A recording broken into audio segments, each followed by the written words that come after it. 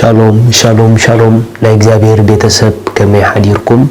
ሰላምን ጸጋን ክርስቶስ ምስኩልኩም እዩ ክብርን እግዚአብሔር አምላኽ ይኹን ሎም ድማ ንመዓልቲ ዝኸውን ናይ ህይወት ቃል ክንካፈል ኢና ሎም እንካፈሎ ቃል በቦነቱ ንመካሕ ዝብል እዩ በቦነቱ ንመካሕ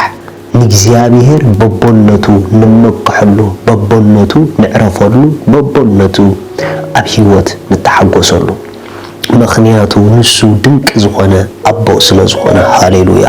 ስለዚ ሎሚ በቦነቱ ምዕራፍ በቦነቱ መመካሕ ዝብል ሐሳብ ክንርኢና መጽሐፍ ቅዱስ ወንጌል ማቴዎስ ምዕራፍ 6 ካብ ጥቅሲ 25 ካብ መብልዕሲ ህይወት ዶ አይበልጽን ካብ ክዳን ስጋዶ አይበልጽን ስለዚ ንህይወትኩም ብትበልዕዎ ብትሰትይዎ ወይ ንስጋኹም ብትخدልዎ አይትጨነቁ እብለኩም ኣለኹ ንዕዋፍ ሰማይ ተመልከቱ ናይ ሰማይ አቦኹም ደአ ይምግበን እምበር አይዘርአ አይዓጽዳ ኣብ ማዕከሉን አይእክባኔን ንስኻትኩም ግዳ ካባታተን ብዙሕ ዶ አይትበልጹን ኢኹም ሃሌሉያ ካባኻትኩም ተጨኒቁ ኣብ ልዕሊ ቁመቱ ሓንቲ እመት ክውስኽ ዝኽእል መን ኣሎ ከመይሲ ብናይ ክዳን እትጭነቁ ንዕንበባታት መሮር ከመይ ኢሎም ከም ዝዓብዩ ተመልከቱ አይደኽሙ አይፈትሉ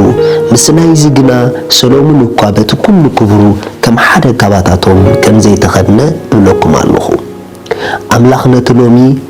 ዘሎ ጽባሕ ግና ናብ እቶን ዝድርበ ሳዕሪ መሮር ከምዚ ገይሩ ዝኸድኖ ካብ ኮነ ደኣ ኣቱም ጉዱላት እምነት ንዓኻትኩም ግዳ ክንደይ ኣብሊጹ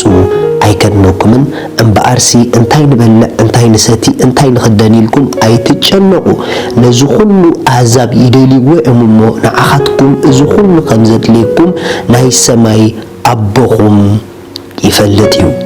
ቅድም መንግስቲ አምላኽን ጽድቁን ድለዩ እዚ ኩሉ ድማ ይውስኸልኩም ጽባሕ ንርእሳ ትጭነቕ እሞ ንጽባሕ ኢልኩም አይትጨነቁ ንመዓልቲ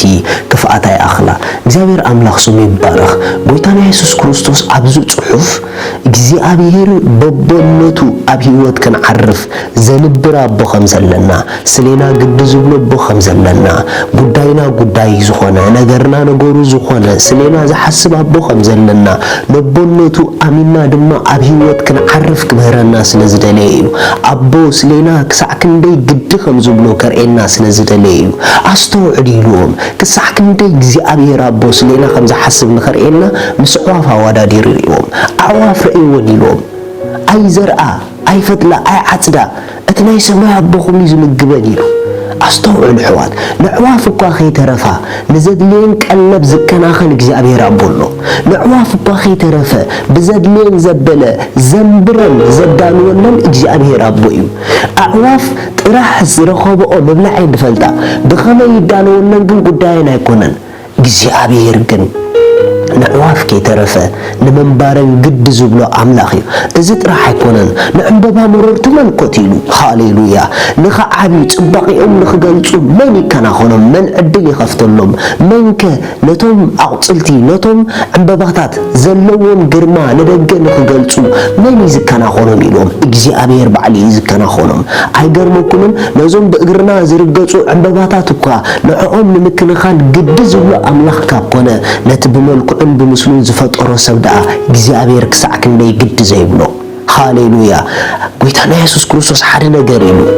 ብትበልዕዎ አይትጨነቁ ብትኸደንዎ አይትጨነቁ ምክንያቱ ዝበለጸ ነገር ሂብኩም እግዚአብሔር በቲ ዝሓሰረ ነገር ግን ንስኹም ትጨነቁ ኣለኩም እንድሕር ኣካል ሂብኩም ክዳን ከም ዝበኩም ርግፀኛ ሁኑ እንተ ደኣ ህይወት ሂብኩም ኣሎ ኮይኑ መግቢ ከም ዝበኩም ርግፀኛ ሁኑ ምክንያቱ እግዚአብሔር ስሩሑ ኩሉ ሙሉ እዩ ሃሌሉያ ስለዚ እዚ ኩሉ ንህዛብ የድልዮም ኢሉ ናይ ሰማይ አቦኹም ድማ እዚ ከም ዘድልየኩም ይፈልጥ እዩ ነገር ግን ስለይ ግድ ዝብሎ ኣቦለኒ መንበሪ ኣቦለኒ ስለይ ዝሓሊ ኣቦለኒ ዝብል ትብዓት ግና ውሽጥኹም ይእቶ ንስኻትኩም እኳ ክፉኣት ክንስኹም ደቅኹም ባና ሓቲቶምኹም እምኒ ዘይትብዎን ካብ ኮንኩም እቲ ናይ ሰማይ አቦኹም ደኣ ክንደይ ኣብሊጹ ንዝልምንዎ ጽቡቕ ዘይገብረሎም ኣሕዋት እቶም ምድራውያን ቤተሰብና እኳ ንሰናይና ንዕቤትና ንጽቡቕና ብዙሕ ዝጽዕሩ ካብ ኮኑ እቲ ሰማያዊ ኣቦና ደኣ ንናትና ዕቤት ንናትና ጽባቐ ክሳዕ ክንደይ ዘይተግህ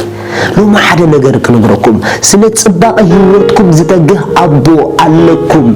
ببنتو تمكحو ببنتو تأمامنو نجزي أبير كسعكن دي ببنتو رفعت مغانا أبتبادو مدربدا زمسل قدنا هيوتنا مرئيو زكنا خان أبو لني سلي زحلي أبو لني سلي قد زبلو أبو علني لو ما حدا نجر كنبركم بحكي زبلكم أبنتو تدعبرهلنا حاليتو تدعبرهلنا سلينا قد زبلو منبر خمزلنا تدعبرهلنا أب زمن كل هيوتنا أبنتو خنستما أرخن جمرينا እግዚአብሔር حدا نجر يزدلي ببنتو زمكو حلو ولود يزدلي زلو ببوخ تمكحي ببوخا تمكح بؤوزن لكا تمكحتي معقو أباخا كرأن كقلت أنك قبرئيو لو ما حدا سبي أوج سلي قد زبلو أبو لنيبل سلي زحلي أبو لنيبل أحوات عرفت ولود أبتعر ولادي يزولو تبقى ولود ناي متسائي أبتقهات ولدهم يزولو سلي زتقه أبو لني سلي زنبرني أبو لني زبل تبعت لهم أوش تقوميتو لما عالتقوم لومي ببويك مكحلك إلكم إتوا زامعالت زيا أبونت እግዚአብሔር እንደሐሰብኩም ምሕረት እግዚአብሔር እንደሐሰብኩም زامعالتي بخبر نوروا ምክንያቱ መንበሪኺ አቦኺዩ በበነቱ ግን ንስኸኖም ተመክሒ ስለይ ግድ ዝብሎ አቦ አለበሊ ናይ አቦ ዘበለ ናትኪዩ ወርሻ ወላዲ ንውሉድዩ ናይ እግዚአብሔር ድማ ንዓይን ንዓኹምን እዩ ስለዚ በበነቱ ንመካሕ ሻሎም